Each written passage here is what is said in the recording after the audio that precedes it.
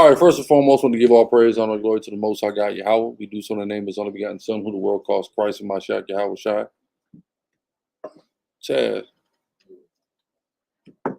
you got to fix this angle. Yeah. You need to come down, maybe. This shit is just not.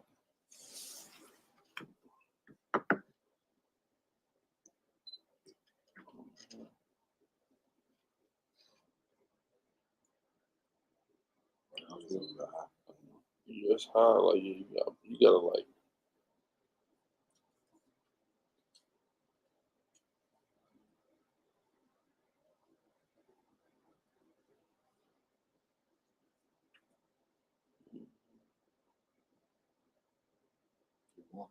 Now you can zoom out a little bit.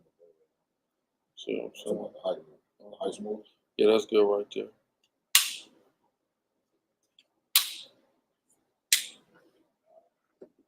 All right. All praise Yahweh Shem Yahweh Shai.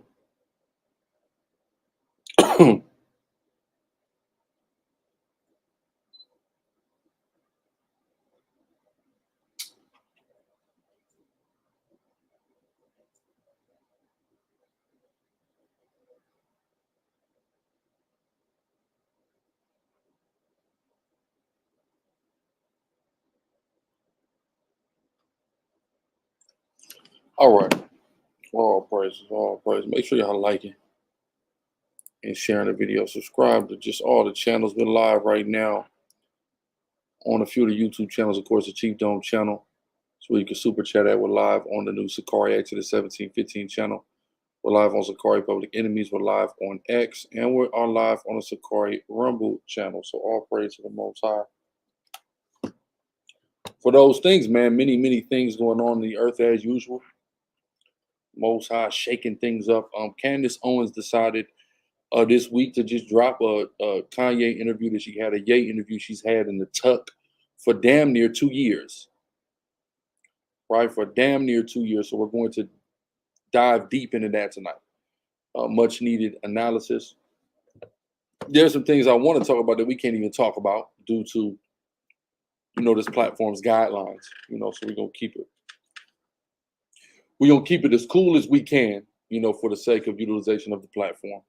There's definitely things that they've showed us that they're not big fans of, and they wouldn't like us to do here. So, we got to just, we got to just do as they say. But what we don't got to do as they say.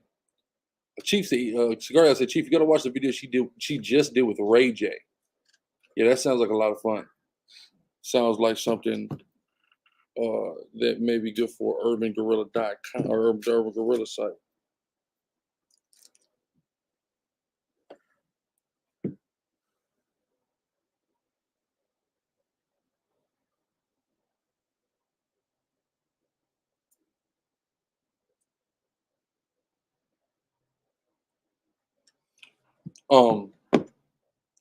Sound like a lot of fun. So there is a platform where, we got our own things going on. You can see it right here in the bottom left corner of the screen.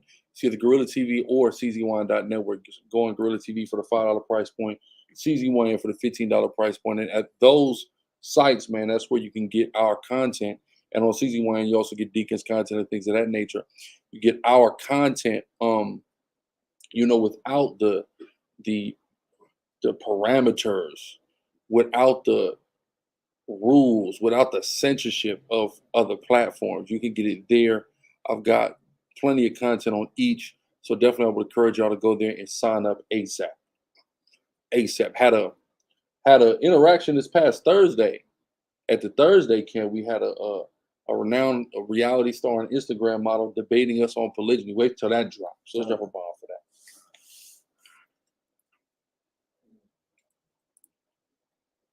Right.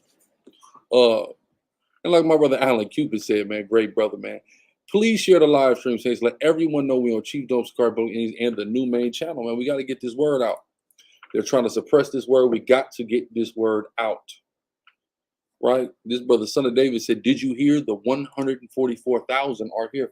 Well, brother, I think I'm familiar with this doctrine, right? I think I'm familiar with this doctrine. Mr. Stewart, need more content. Oh, you know what that means? This is not on. Yep.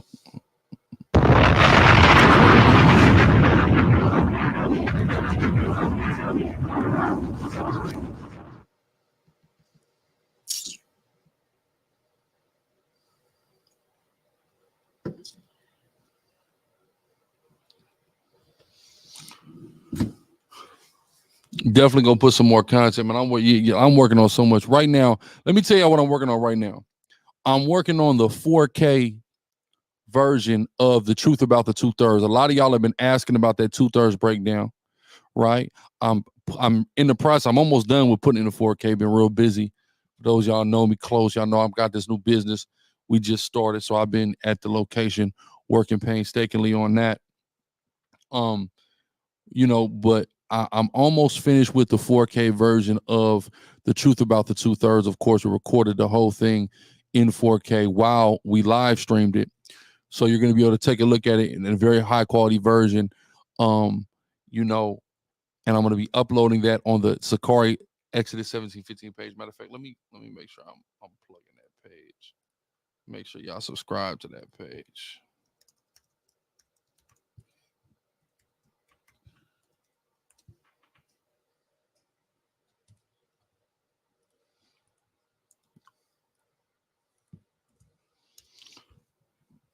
So that's the page right there.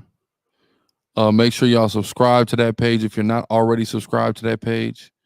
That will be where The Truth About the 2/3 4K breakdown will be coming out. And we got some more stuff that we did in 4K and breakdowns that y'all been asking about that we're going to reproduce, and breakdowns that we're going to do, fresh breakdowns too. So definitely get over to the SICARRI Exodus 1715 page.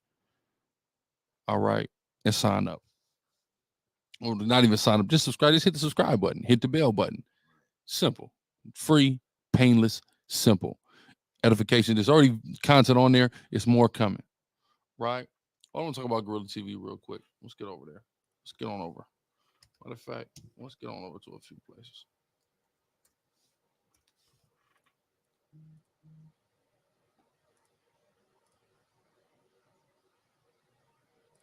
Let's go over to urbangrilla.com. Let's start there.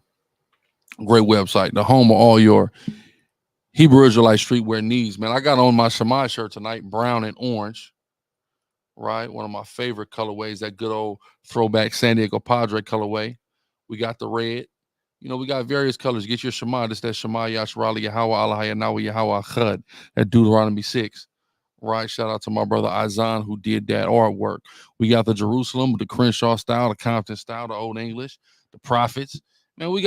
Listen, we got all your tribal stuff, all your biblical theme stuff. Dope streetwear, man, made by and for the Israelite community, man. So make sure y'all get over to urbangrilla.com. And guess what? Promo code Monday is still active for like the next 2 hours.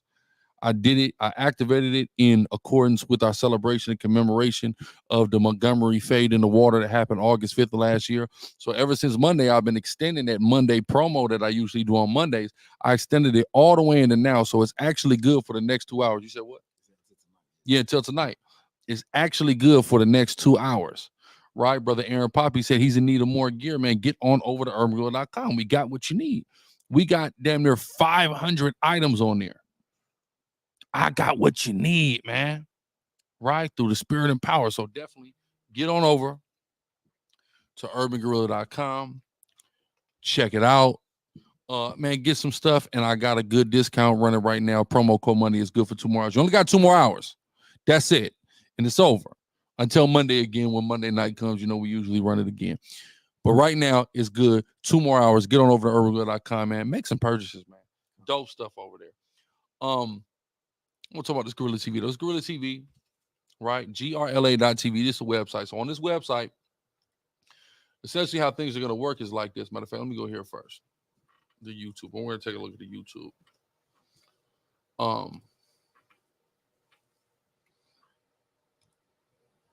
This is the YouTube, right?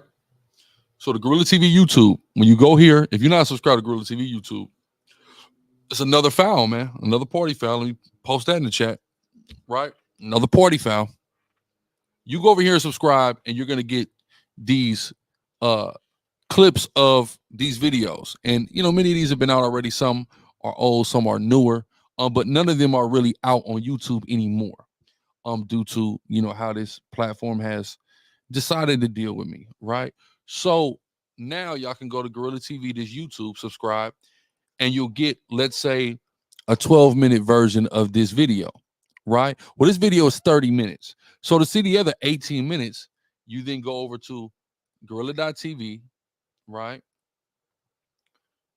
And just hit the $5 per month. That's all you got to do. Or you can get over to czyn.network. You type in czyn.network. We also are going to have everything from Gorilla TV here, but you also get a rich backlog of years of content. There's nowhere else. You get Deacon's content. You see there's 154 videos there. So you get a lot of other content as well here. That's why there's a higher price point, right? But for these Gorilla TV, it's just $5, right? So, whichever, you can do within your will. I mean, $5. Now, what can you even get for $5 anymore? This is such a value, unseen value. I went into McDonald's earlier. Me and Soldier Tazalium here. We got 2 meals that was $20. Two for 2 people. I remember we used to be able to hit that drive-through and feed 6 people with $10. Those days are over. But you can get all the Gorilla content for $5. That's all I'm saying. Yeah, it make a lot of sense. It make a lot of sense. No, $5, man. And guess what? You can still get the content for free, classes, things of that nature, and this stuff is still here. I just dropped this week. Geno Jennings' Disciple versus Guerrilla Hebrew. This happened down in the trenches of Fort Lauderdale, Florida. This was an interesting interaction. I post 12 minutes. This video is an hour long. Gorilla.tv. Get on over there now. $5. You get all this stuff you're looking at on this page right here. You get the full length. This is an hour and a half. I gave you 20 minutes of an hour and a half.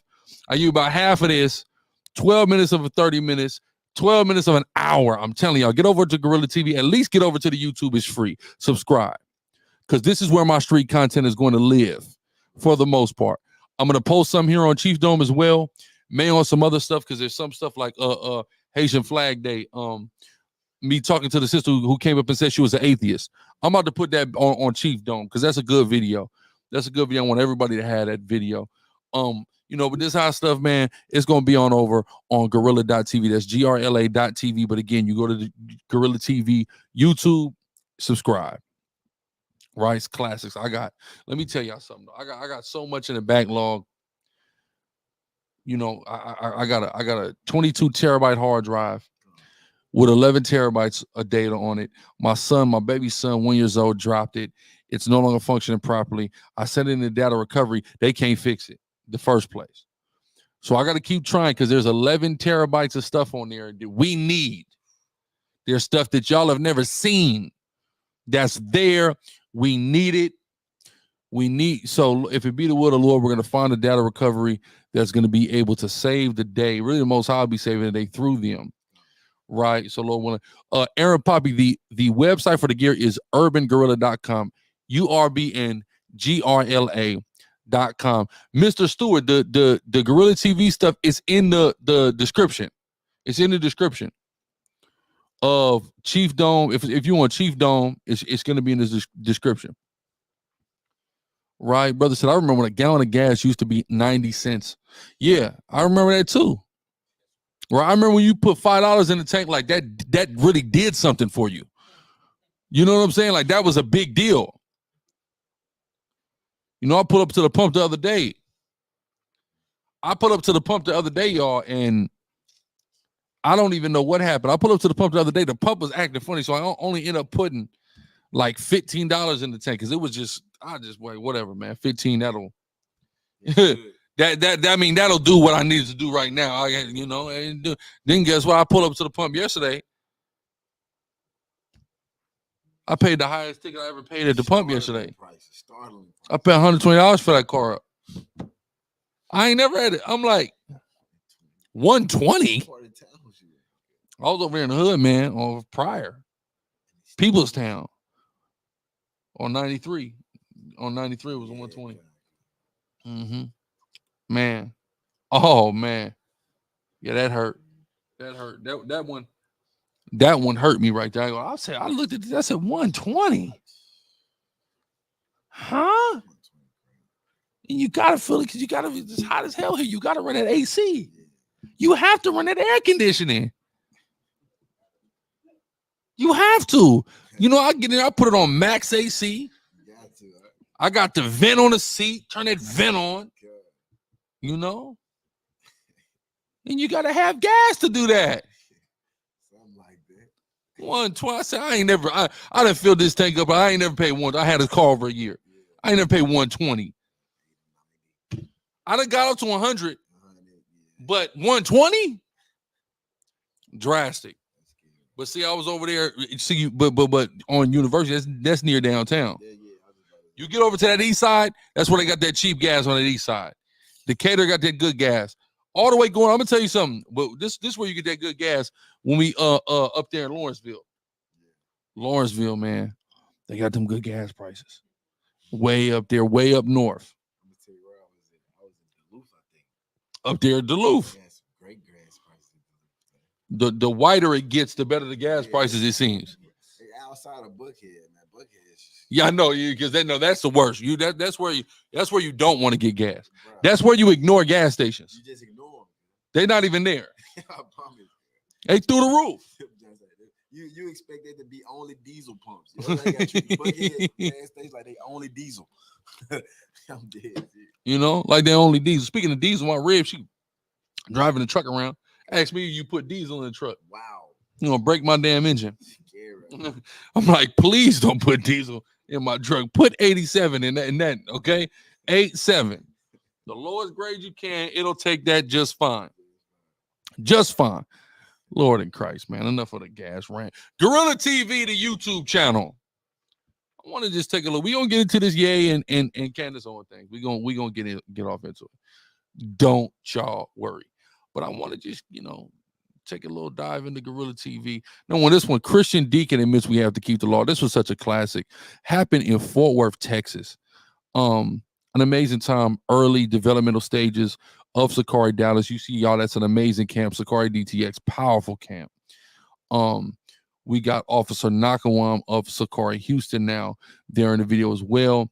This is a powerful interaction with a Christian Deacon out front of a grocery store there in Fort Worth. Shout out to my brother Kendrick, who brought us out there. He was the first one to bring us out there to Fort Worth, man. It's my good brother right here, man. Hold on, let's go into this.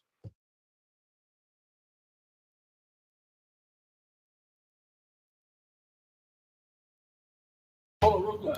Where you go?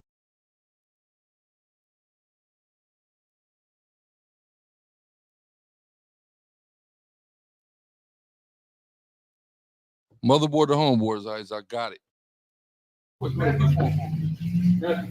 just see what very first thing when Christ starts his ministry, right? Right. Satan takes him up to the mountain, right? Okay. He have a conversation. It's the first thing he tells Satan. Matthew, come on. Matthew chapter 4, verse 4. But he answered and said, "It is written, man shall not live by bread alone, but by every word that every word of the law." Let's see about the mouth of God. Right or wrong? So we got to live by every word.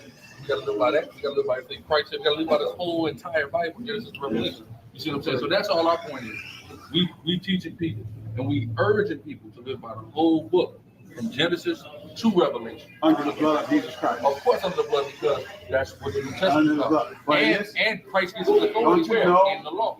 That when Jesus came, he also said that he didn't come. What he did, he said, "I did not come to destroy, right? He come to what? Fulfill. Yes, sir. That's right. You said a lot. So, but the law that we couldn't uphold all the law, we uphold by the under the blood that washes us. To understand that no man even where you thought, because when our commandment that we walk according to the will of God, even she said, even a man thank you. So is he, right? Yeah. So to understand that, when you go around with any person or whatever, he said, the sin in your heart, when you see you, when you put it condemns you the way you think. Yes, sir. It comes from the mind. Yeah. So what say the tap? In the what? In the mind. Yes, in the mind. Because anything that filtrates through the mind, it can also be into the manifest heart, in the flesh. So because the flesh don't want stuff. Yes, and I appreciate y'all, brother, man. Trust me. I love y'all, man. And you're right. But we don't live by the law. We live under the blood. And no, what I'm saying. Don't negate the law. That's all I'm No, saying. It don't right. negate. No, I agree with that. We walk in the righteousness of Christ, but the law abides in the heart because the way that we have to walk is righteous. Yeah, that's right. That's exactly. So they don't keep, a man cannot keep the fear of law by himself during them days. You understand that? Because that's why when they bought, what the word says, when they bought that woman, she was what? Woman, right? It says it in the Bible, right? And then when she did, when Jesus was writing on the ground, and then he stood up, he said, anyone have not sinned what? Cast. Is that right? And there was pure what? Who came out? They was Jewish, and there was, man, they know the word of God. These would be Pharisees that knew the word of God. From the back to the top to the upside, because that's what they had to do. Exactly. And here's the part. He said, have not sinned, cast the first stone. Which one cast the first stone? Nobody. Because they couldn't uphold that law that was ungoverned by God. That's what we know about. So therefore, that we have to be redeemed from that through Christ. Yes, we're supposed to walk like you say, brother. I believe it in my heart, according to keep the will of God in our heart, the way we should walk. You know, it was interesting because this is very reminiscent of Priest Ahlazar's recent interaction with Pastor Preston. Let's just let Preston Perry. Preston Perry. They're admitting that we got to keep okay, we don't keep the law, but Christ make us able to keep the law. Right. We keep the law because we are righteous. Yeah. But then they're not keeping the law. So we're just sitting here just confused. But I want everybody to understand, you know, what the mission and what this is about. And this goes into something that I was talking about when we was out front of when we crashed that Christian thing in Philly earlier this year. What was it called? No, not vocab. Vocab went there. Yeah, the woke church on. And this is why I said what I said here. Show that the areas of the world that have the highest amount of churches have the highest amount of violent crimes. Right. Well, that shows you that there's something missing there, that this gospel that you guys allegedly have is inadequate for deterring our people from being self-destructive and from hating each other. Point blank, period. Right? So there has to be something else. So my question is, what's bad about teaching the laws of God to Black people? Right? Why aren't more of us encouraging, right, lawful behavior amongst Black people? Maybe that's the change in which that we desperately need. There's studies now.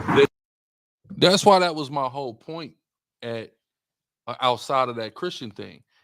Y'all are mad at us because we're teaching the law, but what if that's precisely what we need here? Because we haven't been taught to uphold the laws of the Most High God, and we're destroying each other every day. And I can zoom out of the ghettos of the United States of America, and it's going to get a lot worse if we talk about what's going on right now in Mexico, what's going on in Haiti, Venezuela, Colombia, Jamaica, etc. If you look at the top 10 most dangerous cities in the world, what is it? 6, 7 of them are Mexico. Then you got Port-au-Prince. Then you got like one town in South Africa. That's the top 10 right there, most dangerous places. So the whole thing that we're saying is, you know, y'all can paint it however you want. You can't be saved by the law. Listen, bro, I'm not here to make no arguments about that. Keep it though. Are we supposed to keep it? Keep it. You keep it because you can tell me you don't keep the law because you think it's going to save you. You keep the law because Christ said you. I don't care, right? Are you going to keep the law though? That's what we need to do, and that's what we're here to encourage our people to do. Lawful behavior in accordance with the instructions of the Most High. That's it, right? Precept? Go ahead. It's the book of Romans, chapter 7, verse 16. It says, if then I do that which I would not, I consent unto the law that it is good. Simple, huh? Yeah, man. It is good. It's that simple. It is good. There's nothing wrong with it. It is a great thing, and it's the thing that we need. It's the thing that we as a people, so-called Black and Hispanic people, have actually been missing. Right? The murder rates will come down in these places if thou shalt not murder. If that's believed, if that's taught, if that's enforced. Thou shalt not murder, then the murder rate is going to be 0. Right? That's how things are supposed to be. Point blank, period, man. Got something else? All right, 1 Timothy 1. Come. The book of 1 Timothy chapter 1, starting at verse 8. But we know that the law is good if a man use it lawfully. Knowing this, that the law is not made for a righteous man, but for the lawless and disobedient, for the ungodly and for sinners, which the world is full of, for unholy and profane, for murderers of fathers and murderers of mothers, for manslayers, for whoremongers, for them that defile themselves with mankind, for men stealers, for liars, for perjured persons, and if there be any other thing that is contrary to sound doctrine. Our people, the things that we're doing. Let's read that list again of people that the laws of the Most High God are for. The lawless and disobedient. Those who don't have law, those that don't have order, those that don't have structure. That's who needs the law of God. Our people, there's not order, structure going on right now whatsoever. People who what's this thing? People who drive from Jacksonville to Orlando in their mama's Impala with fully automatic assault rifles to kill a nigga, right? And use the girl to follow them around. These people need the law of God. These idiots thought that was a good idea, right? I'm gonna get on a sidebar. These idiots thought it was a good idea to go and kill this brother Fulio, right? They thought that was a great idea. We have the plan. We're gonna send the girl, and then guess what? It took 1 week for all of you to get caught, captured. You got a nigga putting a gun to his head on FaceTime with his girl, crying. Oh, the police is outside. Oh, well, hold on, nigga. What happened if you gonna do the crime? You gotta be ready to do the time. And you niggas really think it's Grand Theft Auto or something? You niggas think it's Call of Duty, Apex. Especially when you look at all of the different camera angles they had of every single one of these. They had these niggas 100 ways. You can't just kill somebody in 2024, bro. Work like that, bro. There's a camera everywhere. There's a red light camera, ATM camera, ring camera. Go ahead. Like they shot it. They set it up. What? They showing every aspect of the interaction, like piece by piece, by a different. And I'm just sitting there going, like, what did you niggas think was gonna happen? Did you guys think you were gonna just get away with this? Right. This is a high-profile murder. This is that guy's a big name, whether you know it, like it or not. And this young and Ace, he's doing interviews, smiling, showing all his teeth. Nigga, don't worry, when the feds come, then what? What you gonna say? Man, I was out of town. All right. Gotti was out of town, man. They hit that boy Dolph for how many damn his truck up there in LA? How many bullets they hit him with hit that truck with? Over 100 shots. They made the song. Right? It made a song. You see that? Niggas ain't stupid, man. You think you smarter than the Federal Bureau of Investigation, my nigga? Right. Is that what you think? You're smarter than the Federal Bureau of Investigation. Do you think the niggas that's running with you, every one of them, has the strength and the wherewithal and integrity to not cooperate? You think that nigga who play like he's a killer but is soft as hell for that little girl? Do you think the thought of him being away from that girl for 20 years and all the other men she's going to be in bed with during that time, do you think that's not going to be enough to break that nigga, you idiot? I don't know what y'all. I listen, man. The streets been dead, man. I don't know what you niggas is doing in 2024. This is over with. You know how much this is over with? It's over. I don't even understand why anybody wants to be involved with this BS anymore. The Lord, like, what is it? This ain't, man. You can't do nothing, man. You can't do nothing. You hear about the OGs tell the stories. They on a main street having a shootout, you know, and they went right home. Nobody went to jail. You can't do that anymore. They got you on every camera. Everybody got a damn Ring camera in front of their house. If they don't have nothing else, you're on everybody's Ring camera. Stupid idiot. What are y'all doing? Y'all need the law of God. That's who the law of God is made for. An idiot that drives his mom Impala. What's the drive Orlando to Jacksonville? 2 hours? 2-3 hours. They drove in his mama car all the way to Jacksonville. All the way to Orlando to kill a nigga at the Holiday Inn.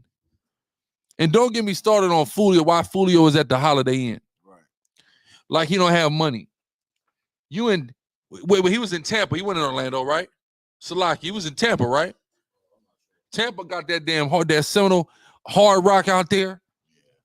Well, why you wasn't at the Seminole Hard Rock? Nigga at the Holiday Inn. Like he's some regular nigga. Like he want to die. We was having parties at the Holiday Inn in high school. What are we doing here? He died in Tampa, Florida. We need the law of God. This is who needs the law of God. Right? It's sad. It's horrible. Like, that's the way, like, so that's how your story ends. At the Holiday Inn. And niggas, the way them niggas was in strategic positions, right. These niggas been playing in video games. Yeah. See, I remember when I was young, that's when GTA came out, GTA 3. And I remember, no, 3. It's 3, then Vice City, then San Andreas. All that came out between me being 5th grade to 8th grade. So San Andreas came out 8th grade. I'm pretty sure it came out 8th grade. Yeah, 5th to 8th grade that came out. Right, Judah Man, y'all about Shimmy Sharburger, Thought Wealth of Water, and that super chat is working on Chief Dome channel, and we also have our donation information right there, man. So if you look at the when Grand Theft Auto when that was first coming though, you know, there were a lot of concerned parents.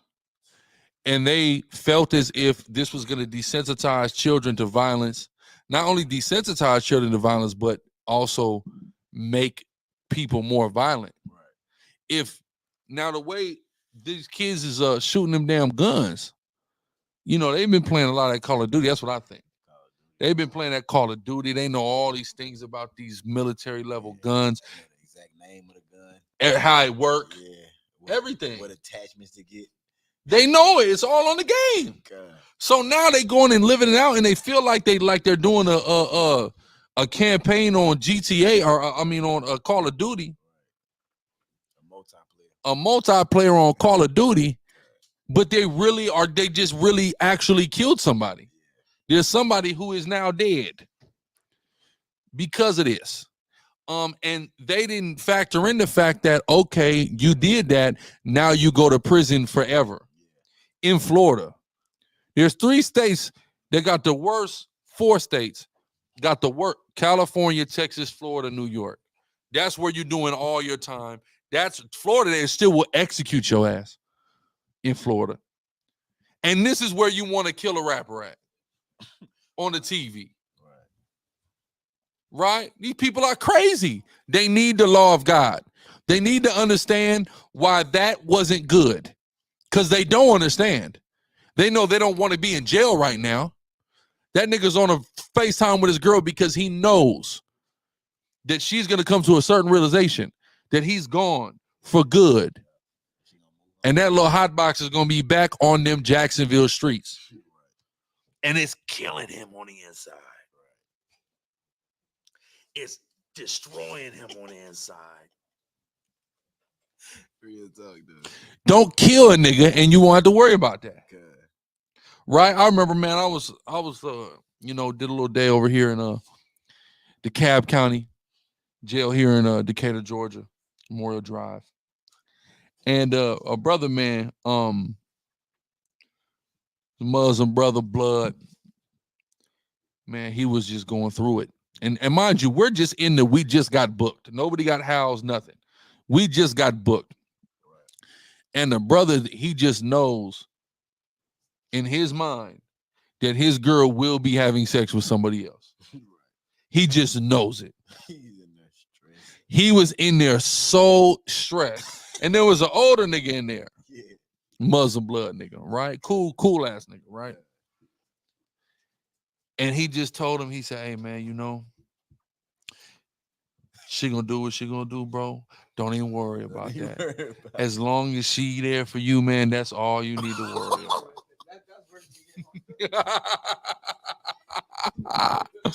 And it's so cold.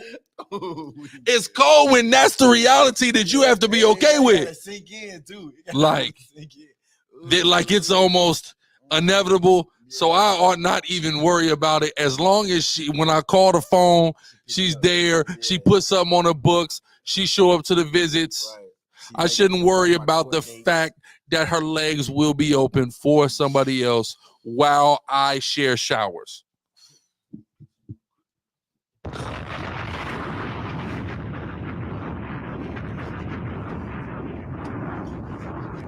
Keep the law of God, man. Just keep the laws of God. That's the solution. The upholding of the commandments of God, man. Go ahead. Yeah, and so like, not to say that keeping the law of God prevents you in totality from going to jail, because a lot of the men of the Lord went to jail. That's right. So we not gonna act like that's the. I was in jail. Right. Right. But I wasn't worried about my rib. I'm doing a night in the county. Yeah. Somebody else gonna be having that. Exactly. But at least if you gonna suffer that type of affliction, is for something righteous, where you get points. You get points from God for going to jail versus doing something dumb like killing a man where thousands of cameras is in. For no, you don't even got a reason behind it outside of covetousness, more than likely. Right? Hey, like y'all nice. I'll take keeping the law of God for $500, Alex. Right. Now, Tribe Issachar says an interesting thing. Gen Z don't know them streets, and they're correct, because the streets that Gen Z is involved with are not the streets. Right. The streets that Gen Z is involved with is largely on the internet and at clubs and things like that. Like, it's not the actual streets that they're familiar with, Generation Z. Like a actual place outside where a bunch of people are. That's not what's going on here. And that also takes away from them understanding the ramifications of their actions, right?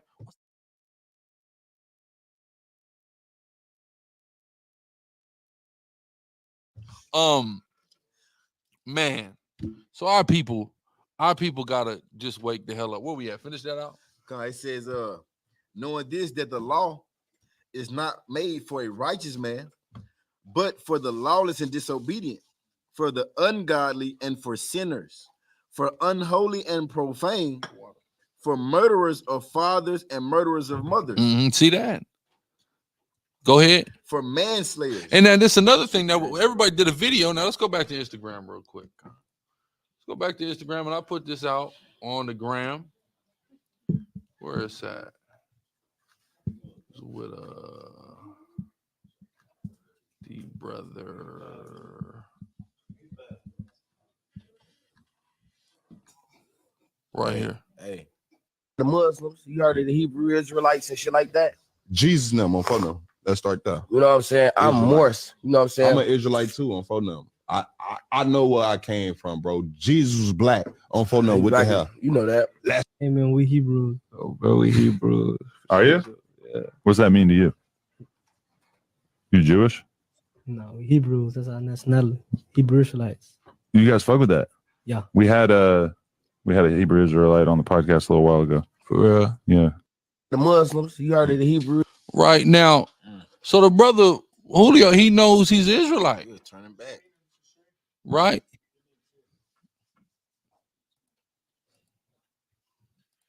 Show again. The Muslims, you heard of the Hebrew Israelites and shit like that? Jesus them on phone them. Let's start there. You know what I'm saying? I'm Israelite. Morse. You know what I'm saying? I'm an Israelite too on phone number. I know where I came from, bro. Jesus was black on phone number. What the hell? You know that. Hey man, we Hebrews. Oh, bro, we Hebrews. Are you? Yeah. What's that mean to you? You Jewish? No, we Hebrews. That's our nationality. Hebrew Israelites. You guys fuck with that? Yeah. We had a Hebrew Israelite on the podcast a little while ago. For real. Yeah. So, you know, the brother knew what time it was, but, you know, knowing is always what we call half the battle. Right. Having this information, and we're pushing this information, and just like what Ye did and what Kyrie did, and now, you know, when we're interacting and encountering people, people are like, yeah, man, we know we're the Israelites, and yeah, okay, cool. You know, cool. But you got to start keeping the commandments of the Most High God. You have to, right? Because the brother said that's our nationality. Yeah. Nations have laws, you know. They have laws. When you're in America, there are laws. Federal laws, state laws, city laws, county laws, whatever. But there are laws, federal laws. And the Torah would be a federal law. That's what that would be. You got to uphold those federal laws. You know, you guys are involved in this, you know, never in a gang war cycle, and you're making these videos taunting songs and all of this, and you're propagating more self-destruction, then what are you going to get? But this is who the law is for. Right. It's to convert, right? Give me Psalm 19. People say, oh, you don't convert to being an Israelite. Well, you don't have to convert to being an Israelite. You do have to convert to being righteous, though.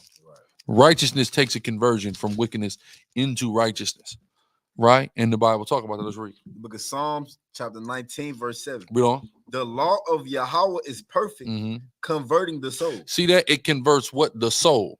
It takes your soul from thinking one way, thinking your own way, thinking the way in which society or whatever your upbringing or whatever your worldview is. Right. It converts it into that of the Most High through his law, statutes, and commandments. You go from thinking it's okay to make a song. What's the song? Who got the what's Fulio's song? He don't got Who I Smoke. He got the other one. 1,000 Miles. I Need You. That's it? That's Fulio? You see what I'm saying? That song. If your soul is converted, you don't get in the booth and make that song. He got the Fantasia one, which is the When I See You, right? When I See You. He got When I See You.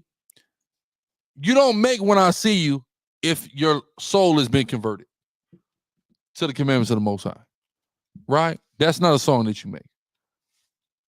You're not propagating all that madness, right?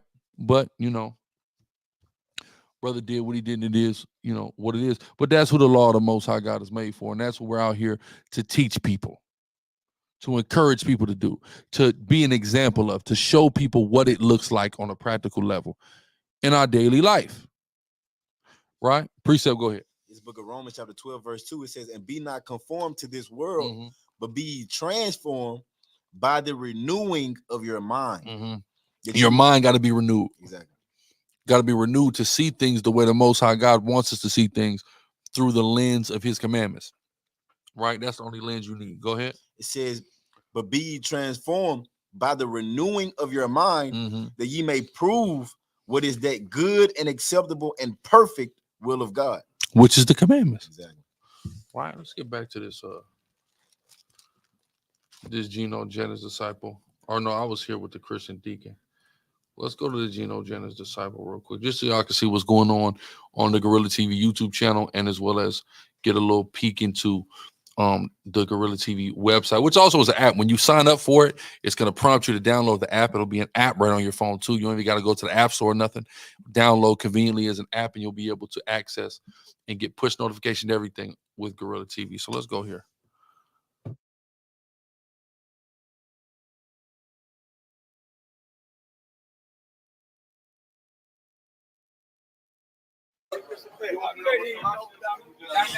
Let me get Psalm 119 and 59. I got something. What's going on, my brother? You feeling? Good to meet you tonight. No, I'm on the center right here. You ain't no center right here. I used to be. And shout out to my brother ODM Slim, who also did a reaction to this. But I used to be, right? Right? But let's read that. Psalm 119:59-60. Listen, bro. I used to be, listen, but I prevail. You gotta prevail, bro. You gotta prevail against the flesh by on my shot all the time. 119, go ahead. Psalms chapter 119, verse 59. Read on. I thought on my ways. You gotta think on your ways. You gotta think about how you live your life. Read on. And turn my feet. And you gotta what? Turn my feet. Turn your feet. Read on. Unto thy testimony. Unto the testimonies of God, unto this Bible. Meaning you have to do it, right? Read on. I made haste. You what? I made haste. I made haste, meaning you gotta hurry up. Read. And delay not. To keep thy commandments. Exactly. We gotta delay not to keep the commandments. The time is drawing near. You see, the world is getting ready to end, man. Everybody going crazy, right? So now it's time, brother. It's not time for you to do what you need to do. You know what you need to do, my brother. God is holy. Of course. Of course. Exactly. And he gave us these instructions. Give me that it's our holiest in the sight of the nation. You call it Muslim, you call it holy. But who? So ignorant, because being a Hebrew is not equivalent to being a gospel, being a Muslim or a Pentecostal. This is something our people fail to realize. Who is God? God's chosen people are the Israelites, right? Is he a holy So that's God? of course. Is he a Baptist God? No, He's a holy God. he's a holy God. What you is? Right? I'm a holy priest. No, right. Yeah, I'm a holy priest of God. Yes. So you ain't nothing else. What do you mean I ain't nothing else? You can call me a million things. That's it. I'm holy. I get what you're saying. I'm holy. Yeah, I'm with you. You got what I need? Go ahead, read that. Deuteronomy chapter 4, Now watch this. verse Go ahead. 6. Keep therefore and do them. It say keep the law and do them. Read on. For this is your wisdom and your understanding in the sight of the nations. Read on. Which shall hear all these statutes and say, surely this great nation is a wise and understanding people. So this is how we show our greatness, by keeping these holy laws. The holy God gave us holy laws. Well, yes, the Hebrews, though, were given holy laws. Deuteronomy given holy law. You're right. The holy law. You're right. Listen, you're right. But it was given to the Hebrews, though. It was given to the holy law. Now watch this. Leviticus 20 and 27. You're right. Now watch this. Now watch this. 20 and 26. Now watch this. Watch. Listen up. Go ahead. Leviticus chapter 20, verse 26. Read on. And ye shall be holy We unto shall be me. what? And ye shall be holy, Holy, Hebrew, unto me. Hold on, you gotta listen though. Brother, you gotta listen. Let him finish the scripture. You shall be holy. Who is he talking to? Who is he talking to?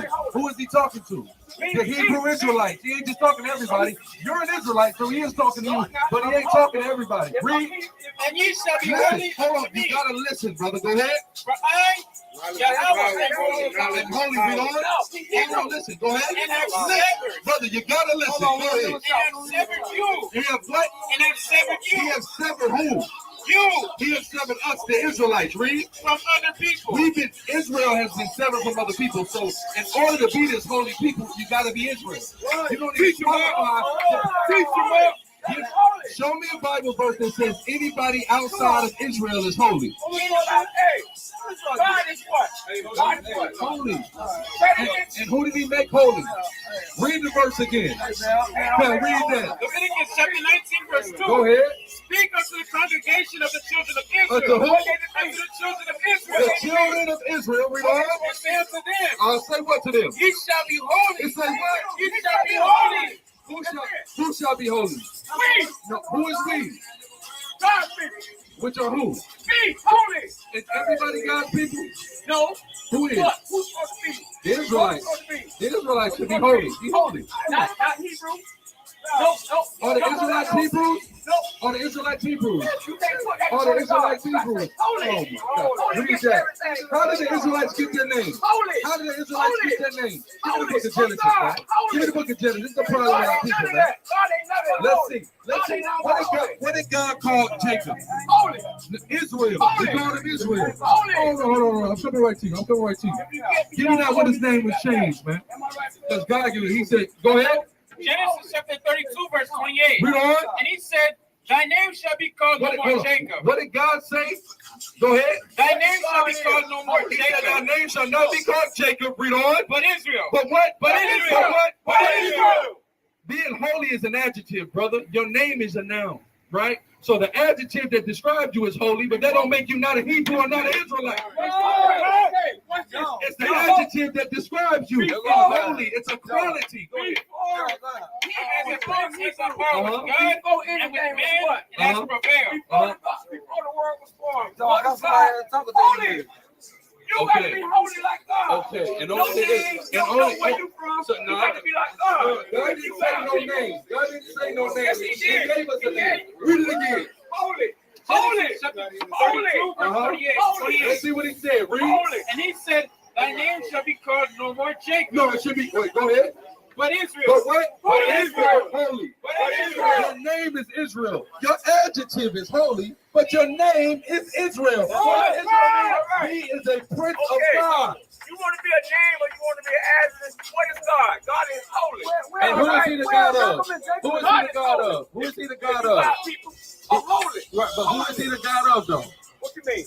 Who is God the God of? The God of what? Abraham, Isaac, and And Jacob. what they was? Holy people. Yes, but Abraham, Isaac, and Jacob are the people, So right? God say be them? No. Holy. Yes, yes. Well, let me We ask you are this. them. Let me ask you this. Go ahead, We're not holy. We're not holy. Can you see God without holy? No. You listen, nobody. You're debating me about being holy. We said, how do you become holy? How do you become holy? Yes, but how do you become holy? Go back to Leviticus 19. Now, I want to remind everybody that when I initiated the conversation, the man said that he was a horrible sinner. So he's arguing to me about being holy, but he admittedly is the opposite of holy. But you telling me you got to be holy. I keep the commandments. You don't. Who's the not holy one? Who's the unholy one here? Right? People are crazy. Let's go back to Leviticus 19. Let's see what the Bible says. Because you gotta listen to the Bible, because you just throwing this word out. You have no understanding of definition. What does holy mean? What does holy mean? No. God is holy. That describes God. What does holy mean? Holy means separate. Holy means separate. Means we gotta be separate. Go ahead. Holy on this. No, sanctify means sanctify. Holy does not mean sanctified. Read. Chapter 19, verse 2. Read. Be unto the congregation of Listen the up. children Read. of Israel. Listen up. Read. And say unto them, And say what? ye shall be holy. What? Ye shall be holy. Read on. For I, Yahweh your God, am God holy. is what? He's holy. Listen, No, brother, you're being emotional. You gotta calm down, man. Calm down. You gotta calm down. You're not listening to the Bible, so you can't understand it. He just said Yes, God is holy. yes, and guess what? You're stopping right there. You gotta finish the rest of the scripture. And he's telling us to be holy. Yes, there is the rest of the scripture. There is the rest of the scripture. Read on. Read on. God is Hebrew. For I, Yahweh your God, am holy. No, he ain't Hebrew. You shall give everybody his mother and his father. Brother, you have a strong man argument. That's what you're doing. You need to pay attention. What you need to do is do more listening and talking. That's why God gave you 2 ears and 1 mouth, and all you're doing is running your mouth and not listening to the Bible. You need to be quiet. Give me Ecclesiastes 5. Give me clear. Stop being a strong man. No one disputed whether or not God was holy, but you're being so damn drunk and simple out here. You can't understand the Bible. Be quiet, man. Let us read the Bible. Just be quiet and let us read the Bible, man. Is this what Gino Jennings taught you? Is this what Gino Jennings taught you? To be drunk and yell over the Bible? Is that it? No one said that. You're creating a straw man argument. That's what you're doing. You have no idea what it means to be holy. You only know how it means to be drunk. If you would shut up and listen to the instructions of God, you would learn how to be holy. And you wouldn't be out here making an ass out of yourself.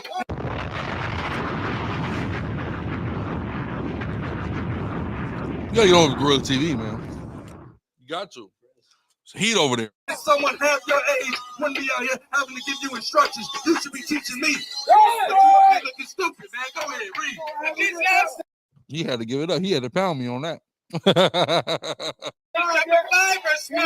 Read on. Keep thy foot when thou goest to the house of God. Keep your foot when you go into the house of God. Read on. And be more ready to hear Read on. and to get the sacrifice of food. That's the problem. Our talk all the time. He came up, he acknowledged, he knows we got the truth in the spirit of Hamashiach Yahushua.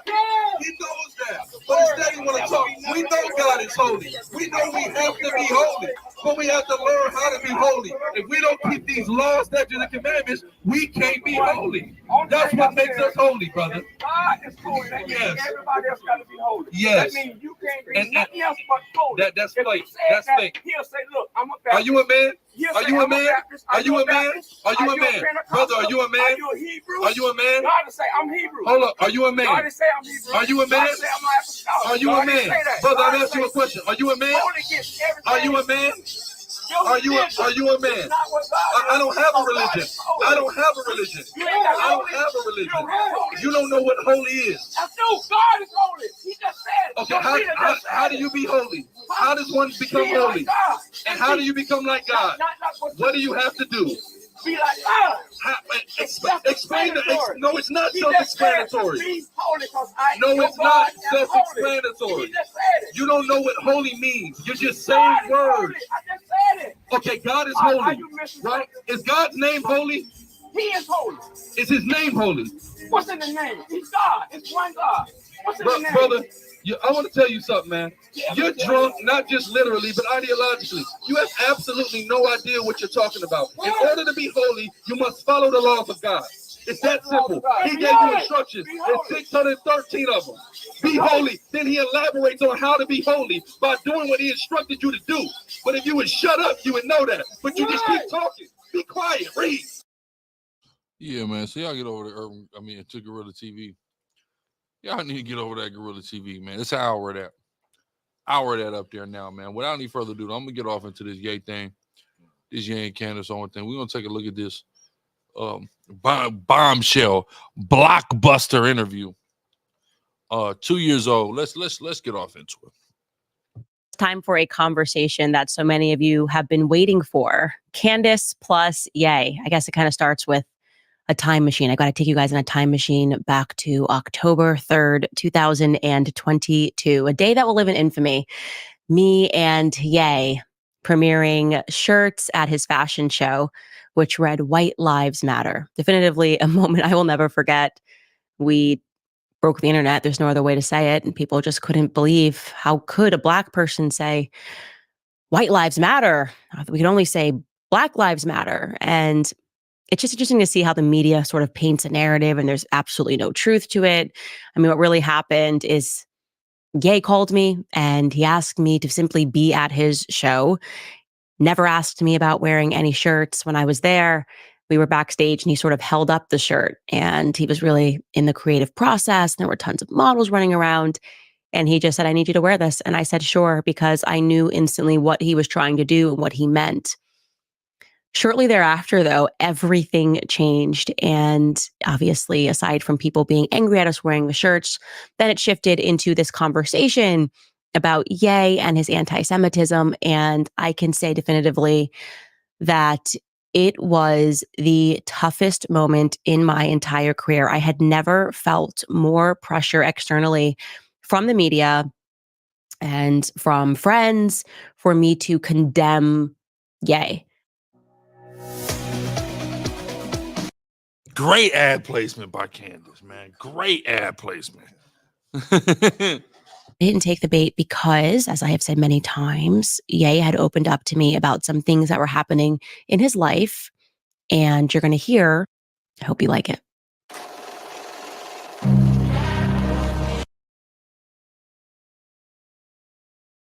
Great song.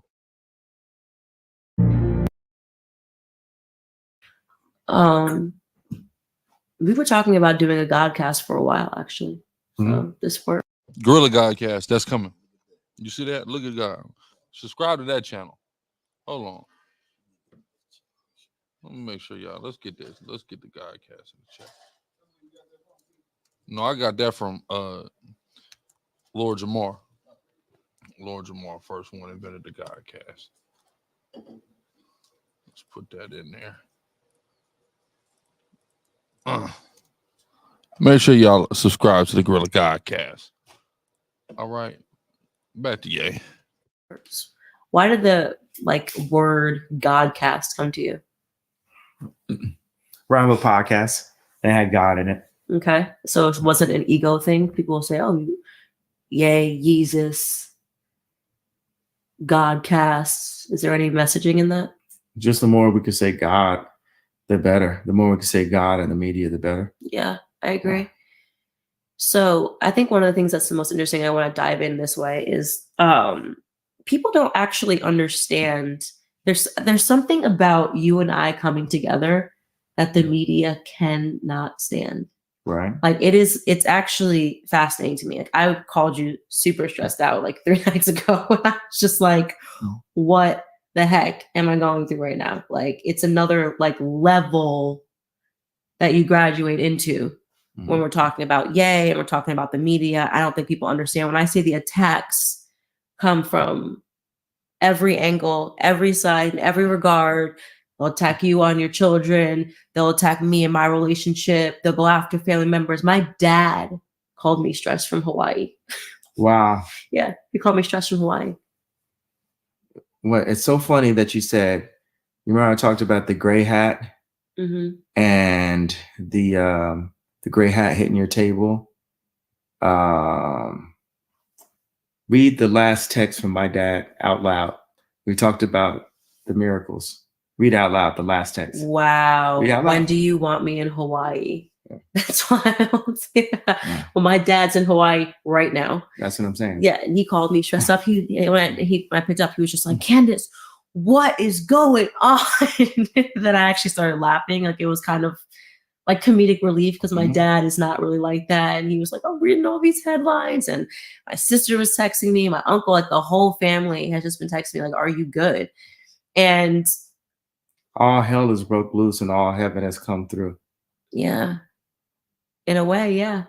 It is. It does feel like all hell has broken loose. And the last time I went through this, though, it was a similar thing. It was like, for some reason, the game of life was just like Candace and Ye are not allowed to come together. Why? I mean, it's the impact. It's the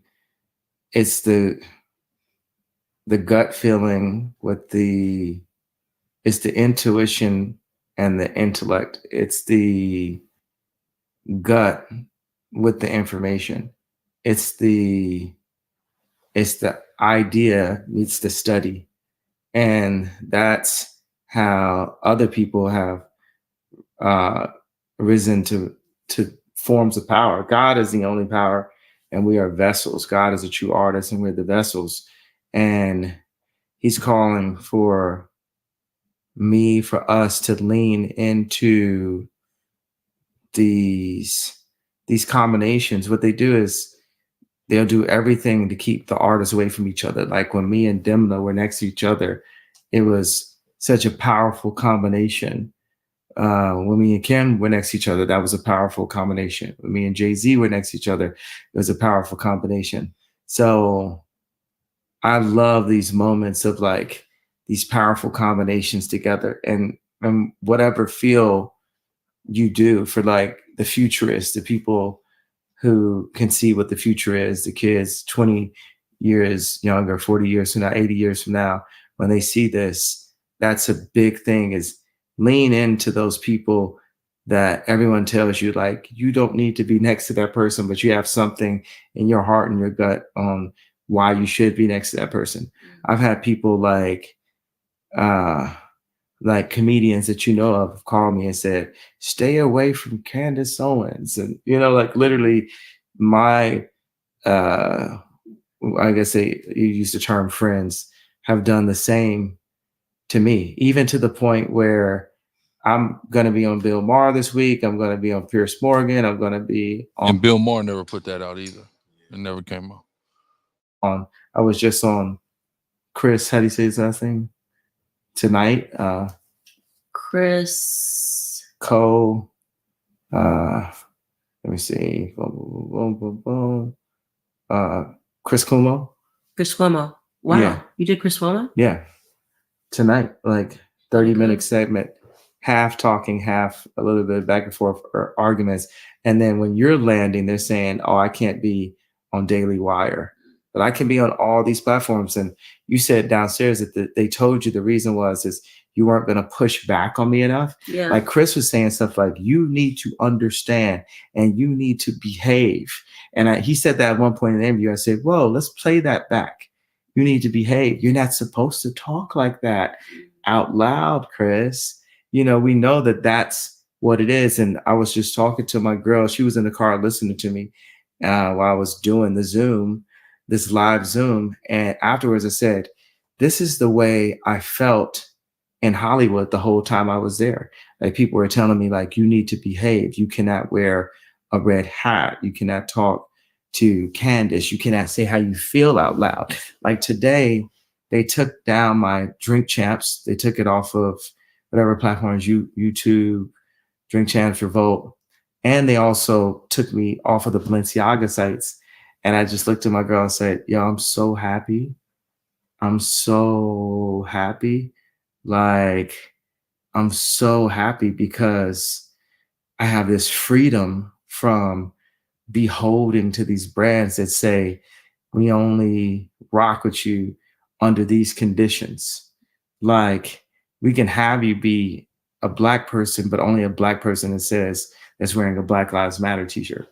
Which at this point, now that I've worn a White Lives Matter t-shirt, I'm totally fine with wearing a Black Lives Matter t-shirt. You know, it's not because all lives matter. But even all lives matter would have, you know, I cut what I'm saying, this train of thought. No, So no, you're making perfect sense to me. I had two thoughts today. The first, well, I had a lot of thoughts today. I didn't just have two thoughts today, just to clarify. Yeah. But I was thinking earlier about when is the first time that I heard Ye was mentally ill, right? Mm-hmm. So I grew up on your music. Obviously, everybody knows, like, you know, like when you first were spitting through the wire, you know, and you had a remarkably long career in the public sphere and nobody had ever called you mentally ill, right? Yeah, and that's a that's a hell of an observation when you really analyze that. The fact that Ye's been operating, and you know, he did all kind of like when I felt like Kanye had something wrong with him. I'm gonna show you, right? What's this? I can't even play it. They're gonna copyright me. Christ.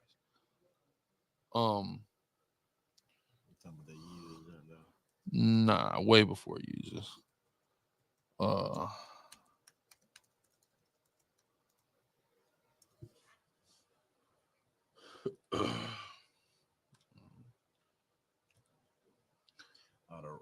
Yeah, it was my twisted dark fantasy. This is when I thought something was wrong with him. But this is when he was getting like the height of his praise. And when you start to analyze a lot of the imagery, the messages, the symbology that was present during this time. Yeah, Runaway, that song Runaway. You know, there's some alarming stuff going on. And, you know, he certainly wasn't putting out positive messages during this time.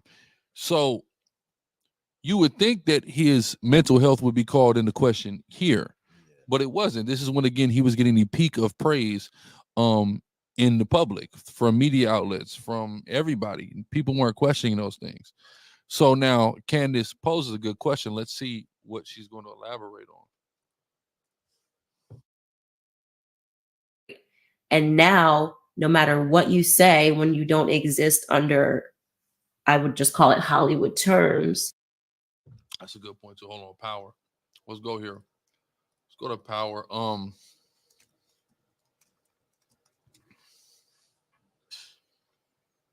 This is insane. Because you see, hold on, I need a big picture of this. Because he's standing like in the Holy of Holies. That's what it's supposed to be. Yeah, exactly. The Holy of Holies. And he's like the Michael in the Holy of Holies here.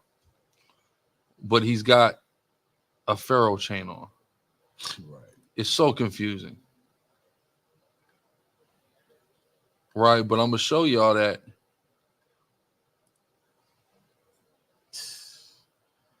He was doing a lot. His mental health, this is when I wasn't messing with dude. Yeah. But his mental health was not being called into question at this time. Watch, hold on.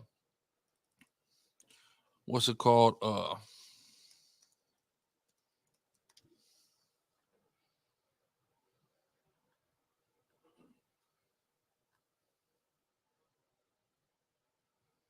Damn, I didn't know they redid Left Behind. That's crazy.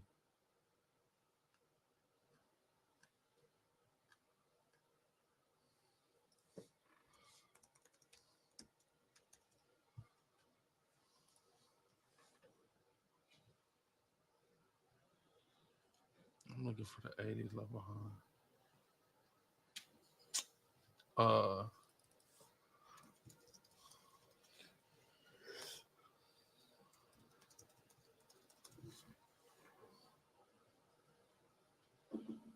At the bottom of like y'all what's up said, he said when he publicly dissed Taylor Swift, he got a lot of pushback for that too. Yeah. All of a sudden. Yeah. This is the movie Thief in the Night.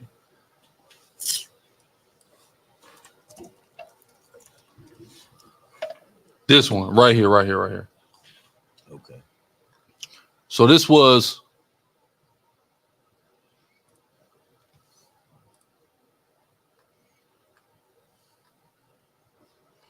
this is a really good movie.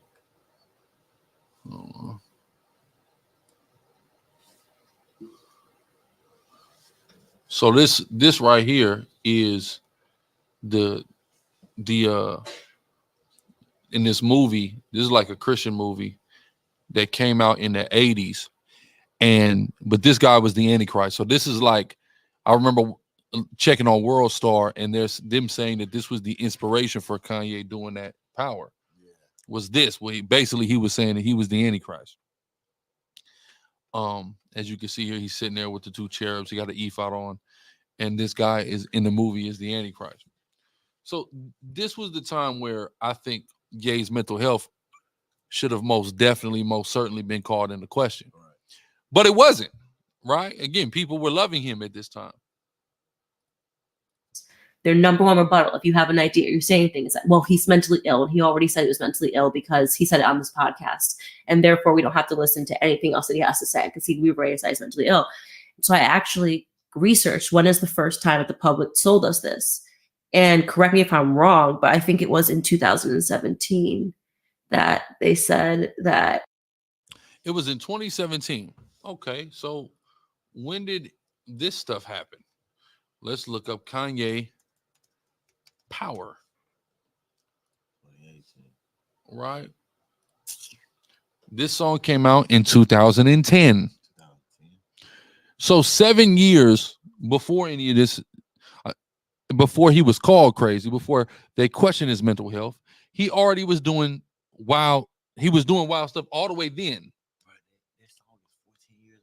It's a 14-year-old song, and nobody was questioning the man's sanity when he did that song. Right. Wow. You went to the hospital and you were bipolar, and that's 2015. Sorry, pardon. 2015 when Trump was 15. Okay, cool. That's still 5 years after he did that, right? Yeah. About to right when Trump got elected, I went to the hospital less than a week after that. Because the entire time while he was running, people told me that my life would be over. I would be on the wrong side of history. You know, like literally people threatened my life and told me, I did not stand up and say, hey, this is what I believe in. And that's who I am. That's what my character is. So I think that they made you think that. Yeah, it's like how people, they said the reason why I couldn't be on Daily Wire is the Israelite comment. And every Black person is fine with calling ourselves Black and being called Black. But when I bring up the idea that we're Jew because we are from Africa, the Bible was the majority, it's like set in Africa. then it's challenging. And we talk about on the George Floyd documentary, it's called The Greatest Lie Ever Sold. The idea that Black people are not Jew is the greatest lie that's ever sold, because you don't see. And this is heavy, and I'm glad, Shalom, y'all. I'm glad that we're getting to it this early. He said the idea that we're not Israelites is the greatest lie ever sold. That's heavy. That's a heavy statement to make. And like he's saying, there are people that I can say anything, but you guys don't want me to come on your platform off of this one statement. This one statement is all it took for me to be canceled permanently from this platform. That shows you the impact and the power of that statement. When you take a look at the lengths that people in power are going to suppress this information, and this is how stupid people are, right? We've seen enough, right, as a society to understand that when something is being suppressed, it's probably because it's true and they don't want you to know. So now when you tell us not to listen, we're going to go listen to what you're telling us not to listen to. You put parental advisory stickers on CDs that ended up being the biggest CDs ever, right? So anything you telling me not to do, I'm going to go do it immediately, right? So it backfires every time. And that's the beautiful thing. That's why the Most High had everything set up in a trick bag. Like it's saying Romans 8, all things work for the greater good of those that love God. The Most High had it to where these were going to be some pivotal moments in people waking up to this truth. Major. And then the Most High just boom, and then brought Kyrie. And this is why, we got the 4Ks rather, Salakia, Flyer, Kendrick, Kodak, Kanye, Kyrie. All brothers that around that same period were all what? Bringing it out. That we are the Israelites, informing our people on a mass status. And that's important because these are people that our people are listening to, right?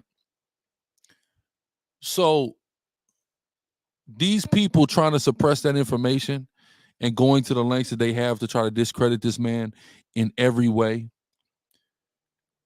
these are things that just validate the truth and the facts that we are the Israelites, right? And like SICARRI said, he said, our soldier Gazar from Chicago came in because of Kanye and Kyrie. It's people who came in. It's a lot of people came in the truth around that time, right? So all praises. The fact that the suppression goes on, you can tell it's a certain demographic of people that they try to protect the most. Mm-hmm. And then I'm talking about, I was thinking about this the other day too, how Trump was like, a person doing, anti, semi comments should get the death penalty. Remember he said that? Yeah. He really said that. He really said that. And people really believe that. Yeah. But you could say anti-black comments, anti-Hispanic comments. Let's remember how he started his campaign. Like, what? This is a guy who started his campaign by saying, I guess some Mexicans are good, but in general, they bring drugs, crime, and they rape people. That's how he started his campaign. So you shouldn't get the death penalty for calling the majority of Mexicans murderous, drug-dealing rapists. Yeah. But you should get the death penalty for talking about this is the type of stuff that jumps out of the page at people to go, okay, clearly there's something here. There is some form of agenda. It's so fragile, right? It's so fragile, bro. Like even the idea, just talking about the concept, the idea that somebody else could be from the lineage of Abraham, Isaac, and Jacob warrant you to go through all the stuff that Kyrie went through, that Ye went through. That's what is we talking about? Mm-hmm. How is that demographic of people that fragile? Yeah. How is that? The level of fragility is, man, unbelievable. Unbelievable. I can't believe it. Let's get back off into this. The Jewish abortion rate at the same level as the Black abortion rate. 50% of Black deaths a year is actually abortion. You don't see the Jewish divorce rate at the level of 70 something. You said the percent of Black moms raising their kids by themselves. You don't see Jewish people shooting and single motherhood's up 40% right now. each other down in the street on World Star and then rapping about it.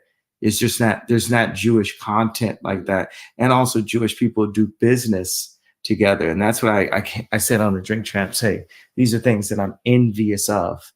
You know, I think the first thing that someone would say if you said that, right, is same for Chinese. You don't see Chinese people shooting each other. You don't see Chinese people with this super high divorce rate. You don't see Chinese people and Japanese people and Korean people and Hispanic people-ish, but no matter what, nobody's rates of violence and abortion are as high. White America, forget Jewish America, white America don't have these same rates, right? And so they ask why isolate Jewish American population? Well, for Black people, okay, with the rates of that ours being higher, we're still, you know, you go see the slave movie, you see like a slave get their teeth pulled out in front of another slave. Mm-hmm. We're still getting our teeth pulled out, you know, literally like in jail. I have friends whose, you know, family members went to jail and they got killed by an officer. And then the officer like all of a sudden quit and they're not there anymore and stuff. And like, so they can't do the trial and, you know, so we're getting left and right still treated like slaves. And with the reason why I specifically say the Jewish people is the Jewish people, like how the Armenians worked in a meatpacking district. Mm-hmm. The Jewish people came into power in the 80s, truly, you know, when the divorces started happening because of Wall Street, because the like Catholic lawyers wouldn't divorce people.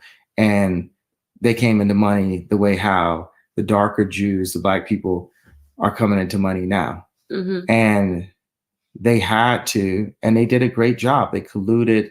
They,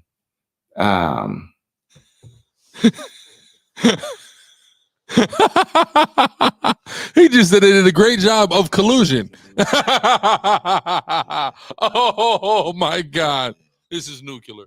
Before that, they were very involved with the civil rights movement, which actually the movement was, it moved Blacks from being Republican over to becoming Democrats. That was what the movement, that's where the move happened.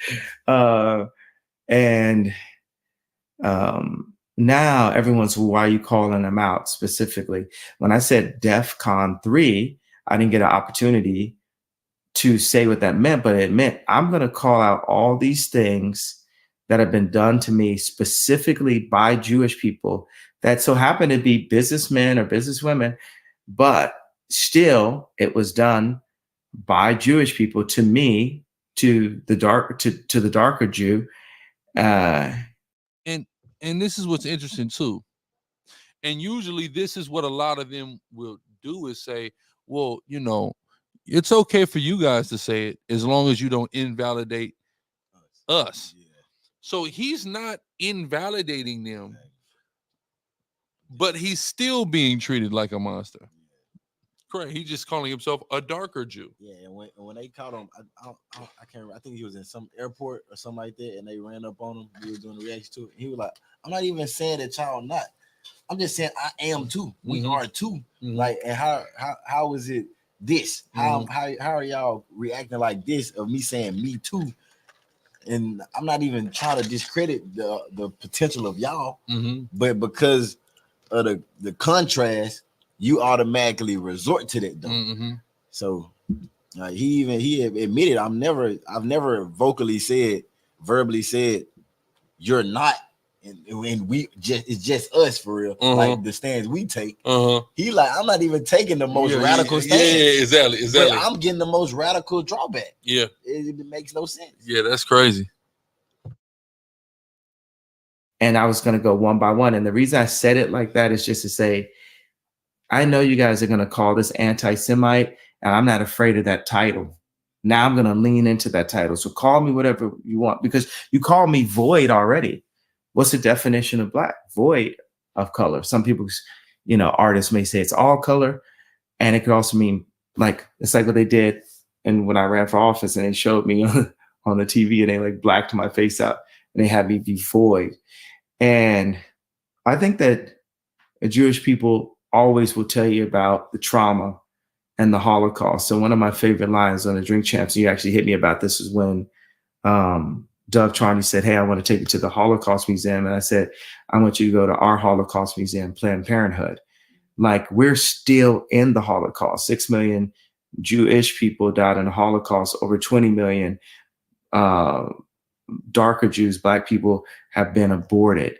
More babies are aborted in New York at this point than born at this point. And my thing about the media, the majority of the media, over 50% of the media, at least probably 80%. The red media. But over 50% of the media is run by Jewish executives, and they allow all of this abortion-driven content that more affects the darker Jew, the black people, more than any other race. But then you ask the question, you can't even Google, like when you Google Jewish abortion rate, it'll be one piece of information. The next information is like from 4 years ago or something. There's no information about it. And if I attempt, my mom said trying is failing.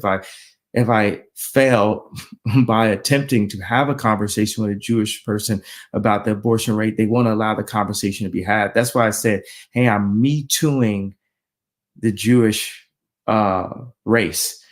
Great. Just great. I'm Me Tooing. He's not allowed to do that. At saying, hey, you guys got to come up and say, did you do this or did you not do this? And I'm calling a lot of times, say people feel like I'm very selfish driven because I talk about things I specifically went through. So I said, okay, well, I'm this voice for the actors, the musicians, the athletes. Specifically, I know are in situations where at least 4 of the people that they do business with are Jewish, and those people know each other, and the athletes come and go, and that 4, 5, 6, 8 people remain. The athletes come and go like cattle in the stable. The actors come and go. The musicians come and go. And that mainstay of that Jewish, just say crew, because it sounds less ramped up than mafia, right? The mob sounds less mentally ill. So let's say there is definitely a crew. And So he's pointing out the fact that you got people running businesses, major corporations, industries. They say the same for decades, but there's a revolving door of the talent that is being exploited by the corporation, by the industry. Why? I've been there and I've been talked to certain kind of ways. And you know who else wouldn't be talked to a certain kind of way? Kobe Bryant. You don't get talked to a certain way. I don't get talked to a certain kind of way. So things that I'm saying out loud, hyped up or calmly, I'm saying things 5 times a day that Black people, leaders, not specific Black people, just leaders throughout time, have been killed for things that we're doing 5 times a day. So one thing for the Black community and all of this like woke culture and, you know, Charlemagne and different things, it's like, bro, this is getting ridiculous at this point. People got to put some respect on the fact that I'm actually brave enough to say this out loud. Like, that's what's lit. That's what God is inside of me. That's why I feel so good to be used. You done got me to a point, y'all call me so many names. You disrespected me for 3 years. Forbes wouldn't call me a billionaire. It is important if people are calling you crazy to be like, oh, but I'm a billionaire, because it's like, it's not me being classist.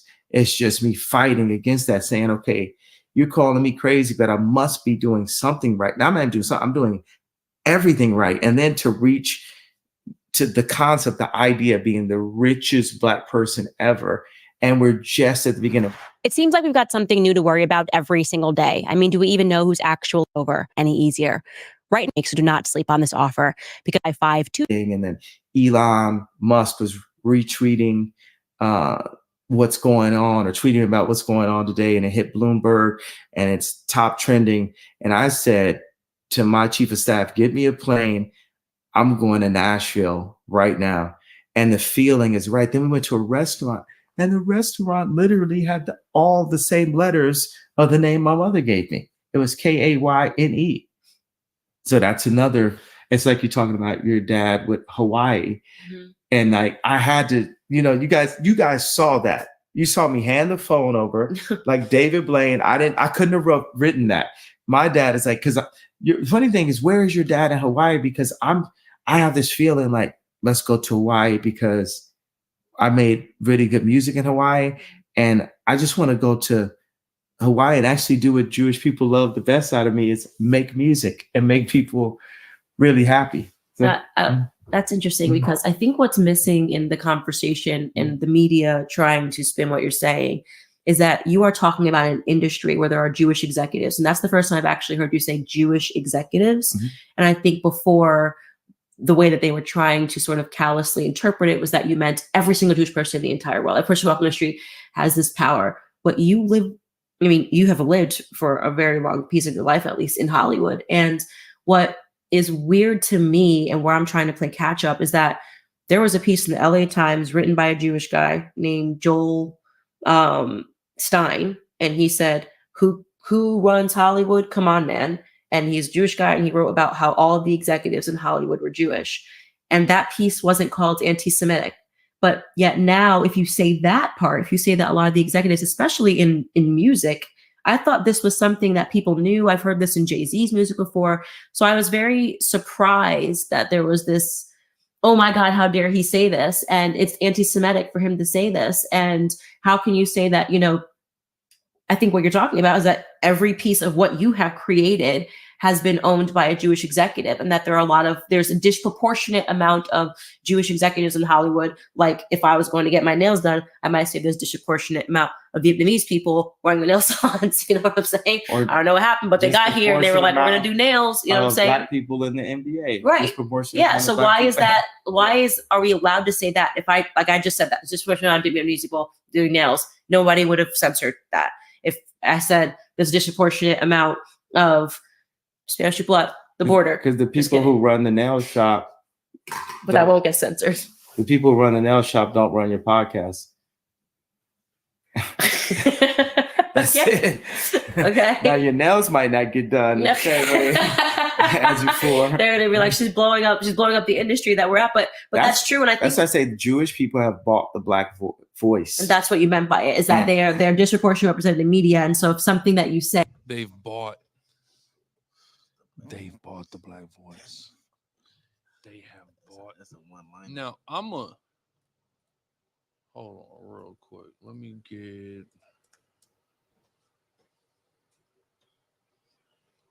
see something.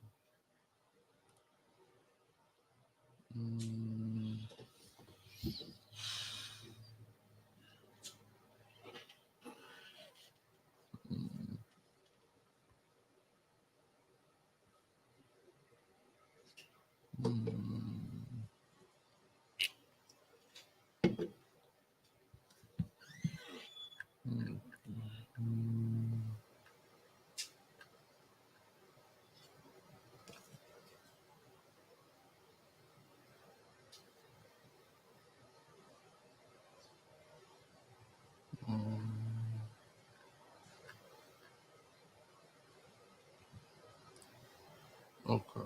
Yeah, but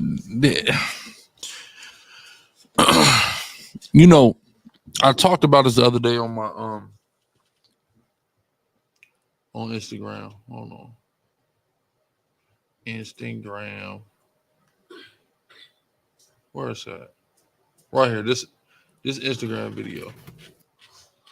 Gen Z stats will shock you, right? And in this video, I talk about the fact that statistically Gen Z is grossly misrepresented. a lot of assumptions or blankets that we try to put on Gen Z are actually not true. They're talking about how safe Gen Z is, how hard of workers Gen Z is, etc. These are things that you wouldn't think so. And if you let people take and try to say what's normal when they're looking at the anomaly, they're looking at the outliers. And this is how people sometimes misrepresent things, facts, stats, people, etc. They try to take the outlier and plaster it everywhere and try to change your perception on what's the normal. Right?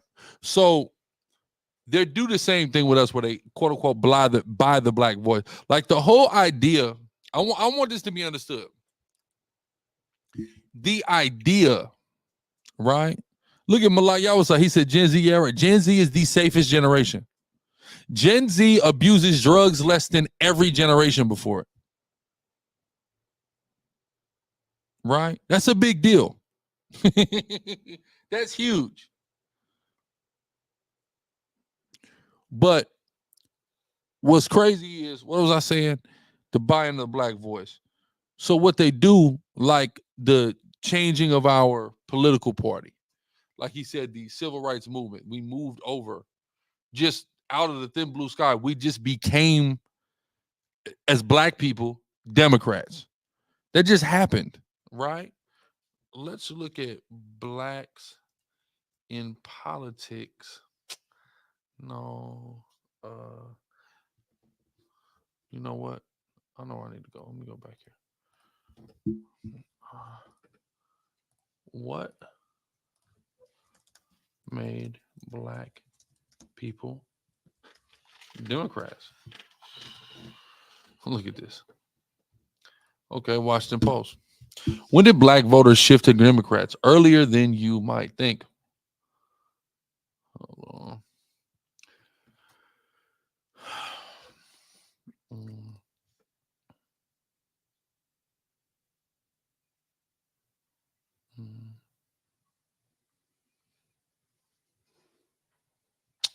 Turn of the century initiated an era of great change. Booker T. Washington published his famous autobiography, Up From Slavery. In 1901, the same year, Republican George H. White departed office, leaving the House of Representatives without a black member for nearly 3 decades and ending a post-Civil War era that always had a black Republican president in progress. Interesting. In his survey, African-American lawmakers in that era, Eric Farner, notes that roughly 2,000 black office holders from United States Senator to county sheriff, only 15 were elected as Democrats or supported the Democratic Party once in office. One of those officials was a former Republican Midwesterner named George E. Taylor. Taylor is best remembered for his historical 1904 run for president representing the all-black National Liberty Party. After the party dissolved, Taylor realigned himself with the Republican Party of Theodore Roosevelt, but with a Democratic Party in flux. Right? In 1906, fundamentally reshaped the country. Upton Sinclair published his fictionalized expose of the meatpacking industry, The Jungle. Gary, Indiana was established as a company town for the burgeoning steel industry. I'm just trying to get to the point here. That year represented a turning point for African Americans in the party of Lincoln. In Brownsville, Tennessee, August 13th, a white bartender was shot and killed with blame quickly placed on the black soldiers from nearby Fort Brown. Although the white army officers maintained that the soldiers were in their barracks, Roosevelt dismissed the entire regiment. Wow. At the end of the year, Roosevelt won a Nobel Peace Prize for helping end the Russo-Japanese War. That same December, he would also give an address to Congress addressing the racial terror directed at African Americans. In the year that would end with more than 60 African Americans dead by lynching, Roosevelt stated the greatest existing cause of lynching is the perpetration, especially in black men, especially in black men, of the hideous crime of rape, the most abominable in all the category of crimes, even worse than murder. It was in the context that a group of prominent black men formed the Niagara Movement in 1905. Meeting at the Storer College in Harpers Ferry, West Virginia, the group offered a forceful assessment of the conditions of African Americans written by founding member W.E.B. Du Bois. The address to the country argued that the Republican Party was guilty of obtaining votes under false pretenses. Du Bois noted, right? I know y'all be saying Du Bois, all right? Y'all got to get that right. Dubois noted that the erosion of voting rights under a Republican administration, black criticism of Republicans had been leveled at different times from across the political spectrum since Reconstruction, but Dubois was different, a Northerner born after the Civil War, a new voice for a new century. So, essentially, you know, in the early 1900s, after black people were just, hey, Lincoln, we're getting with that party, right? Obviously, that's the obvious choice. He just freed us. We got to get with that party. What happens is black people join that party. At the turn of the century, black people start to realize, hey, man, these Republicans are lying. These Republicans are getting votes from us predicated upon false pretenses. So then that begins a change, and then, you know, it kind of culminates a little later on, a few decades later. Let's go the Red Summer 1919. I just want to get to the point here. When the big one happened.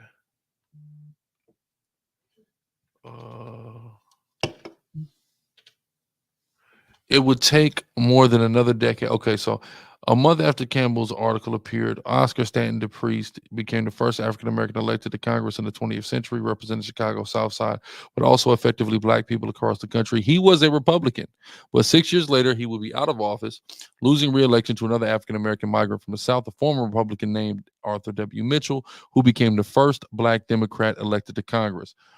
Okay, when's that time? I need that timeline, 1928. Okay, so it would take more than that. So yeah.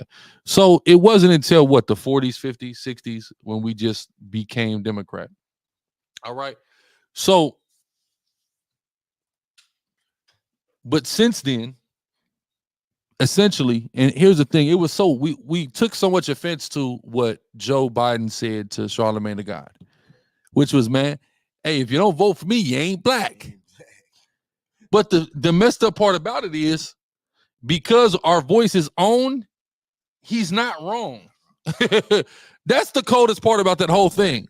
The accuracy of that statement, right? Because I know when I was a kid, that was like how it was portrayed.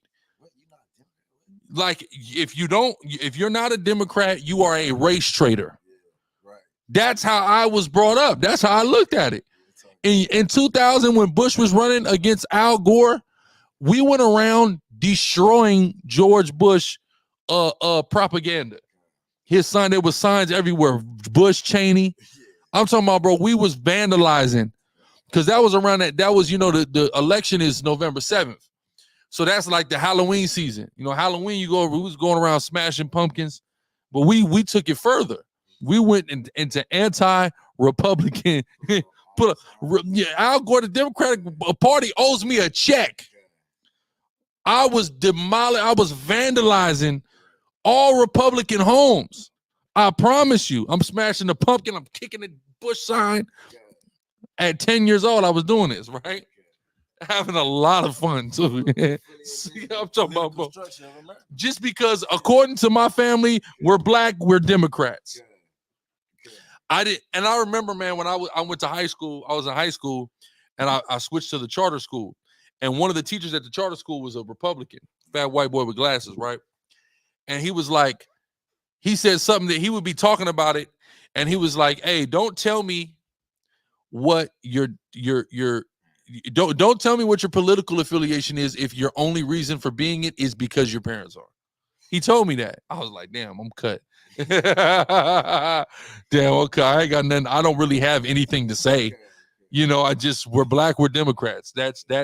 That's all I know, right? All I know is we're black and we are Democrats, right? He said he was just a white Anglo-Saxon Protestant. So, you know, but we never understood what it was in Clinton. And then, you know, my grandfather, he never voted until Clinton ran. That was the first time he voted in his whole life. He just liked Clinton that much. We just love Clinton so much. That got us so much deeper in the Democratic Party, that Bill Clinton. He went through all those scandals, and we just liked him, man. We just liked his scandals. All right. What would they say when I was a kid in the 90s? That Bill Clinton was the first black president. That was a thing that was being said in the 90s, that Bill Clinton was the first black president. So in understanding those things and going through those things, our people just are just told, and we just monolithically go with so much. We're influenced so easily, and there's people that are in power, in control of that. And no, that is not the average Jewish person. Definitely not. But the people who are, he's just pointing out, they're disproportionately one particular ethno-religious group.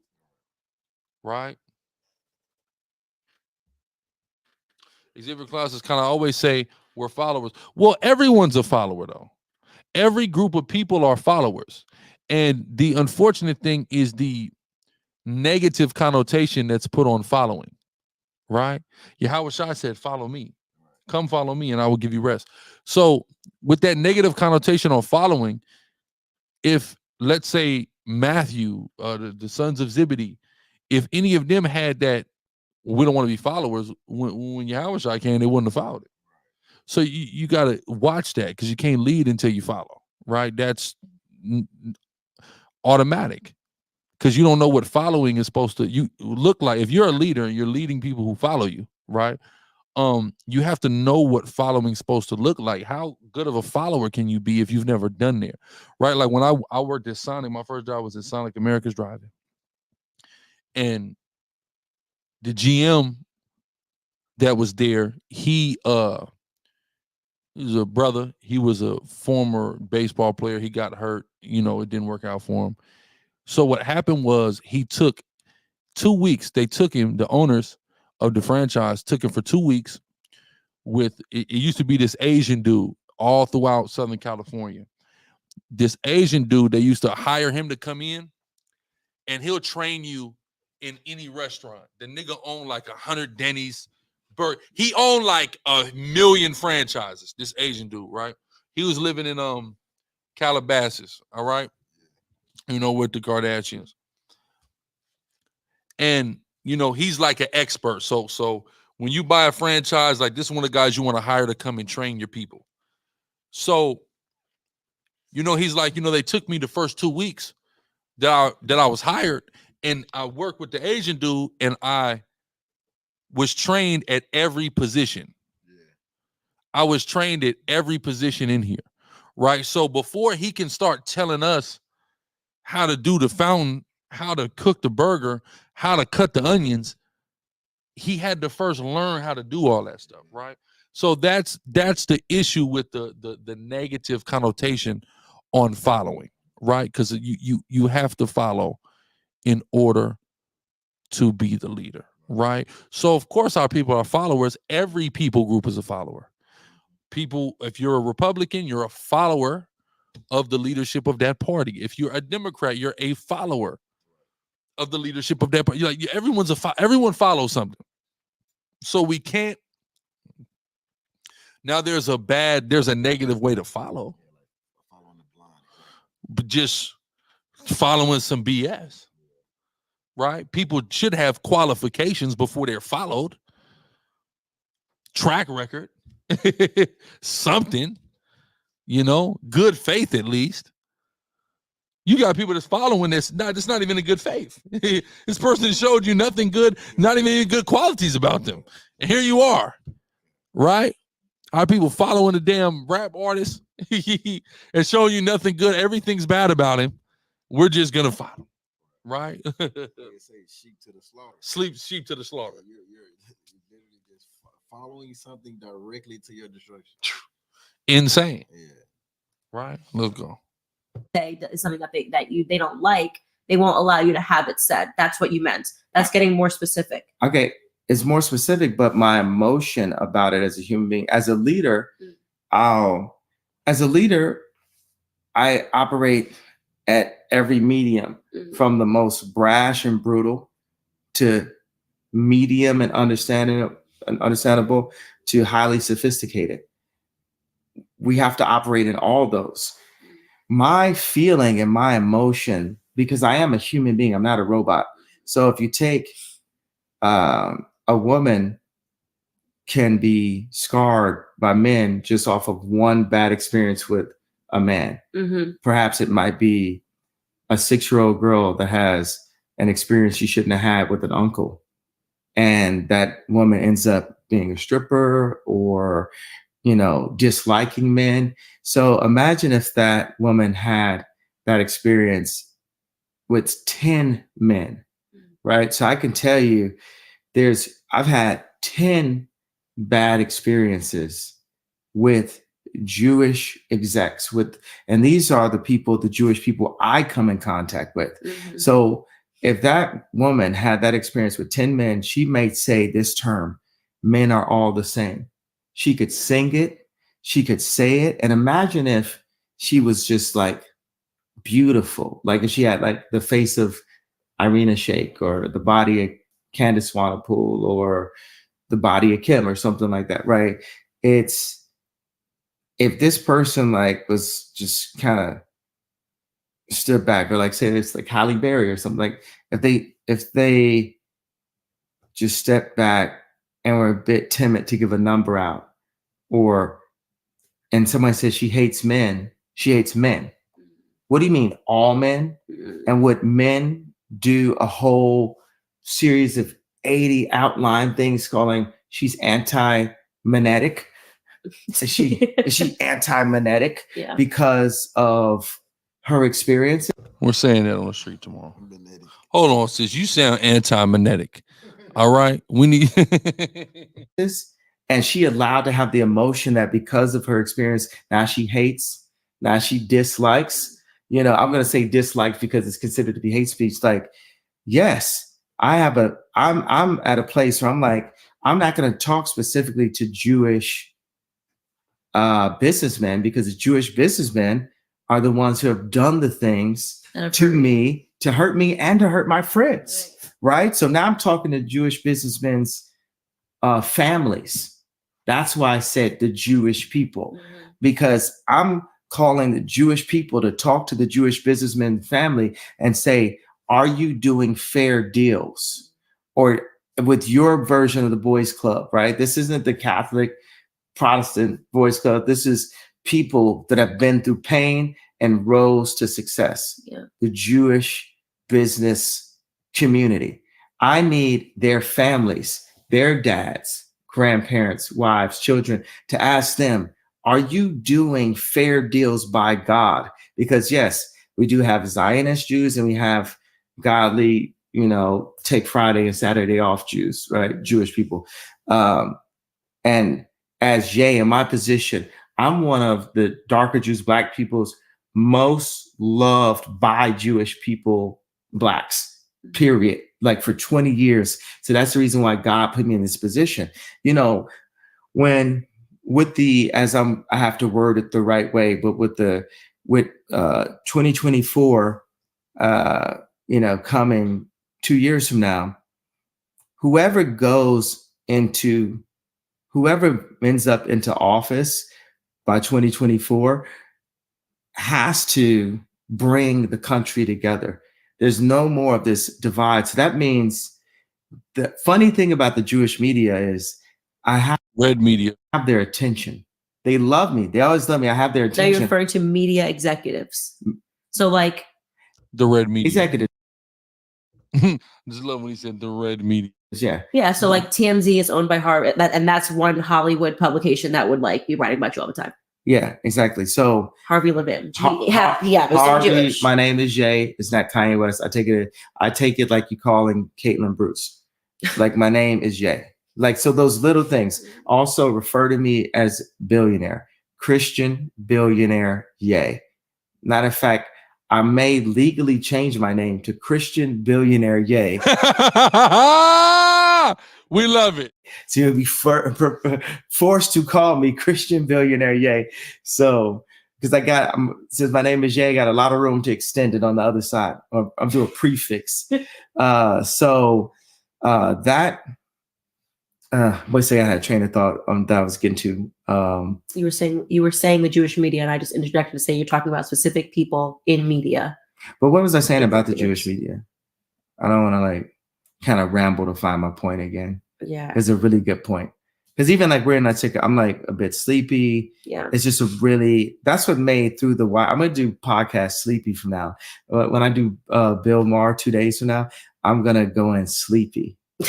Right? Because I have so much energy as like alien level African king that if you put me in a normal podcast situation with an antagonistic media person, then they can get me to look as animated as they would want me to be on stage or on a basketball court. But in that setting, I have to speak. So now I figured out the code to be as calm as, you know, they would like me to be in these situations. So, but man, I'll get back to it after. Otherwise, we'll have like another conversation. Yeah, this is what we about halfway. We a little under halfway. A little under halfway through. I ain't gonna lie to you. I'm thinking about potentially doing another reaction to this on Gorilla TV or CZYN where we can really not have limitations. Because I'm looking at this and even like what he said so far, it's a lot. It's a lot that's already been said so far. And you know, it's some scary hour stuff as far as guidelines go. So I'm seriously considering I may do it tomorrow for the Sabbath, meaning y'all gotta make sure y'all sign up before the Sabbath. I'll probably make another announcement though before so it's official. So everybody knows we're definitely gonna do it. You could probably just do it after camp though, huh? Slide over here after camp and just boom, make it happen. Yeah, we'll probably do that tomorrow and just not Monday, because we're gonna do, you know, the regular scheduled program on Monday. This is gonna be it's too hot. It's way too hot for YouTube, to be honest with you. We gotta be able to really talk about this for sure. So yeah, look for the announcement tomorrow. Most definitely. And you know, get on over to gorilla.tv or czyn.network. Sign up, subscribe. It's definitely gonna be worth it. You know, it's definitely gonna be worth it. It's definitely gonna be worth it, man. But yeah, with that, man, we're gonna close out. You know, got plenty to do this evening, man. Still a long night ahead of us. So we're gonna do another 21 soon. So y'all, you know, we just been, to be honest with you, here's what y'all don't know. When Cap was here, we shot over 5 hours of content. We shot over 5 hours of 20v1 and balloon pop reactions when Cap was here. Me, Cap, and Cat did. And it's classic content. And Lord willing, after I get done editing this 2/3 breakdown 4K, I'm gonna get to that and it's gonna be on Urban Gorilla. So definitely look for that.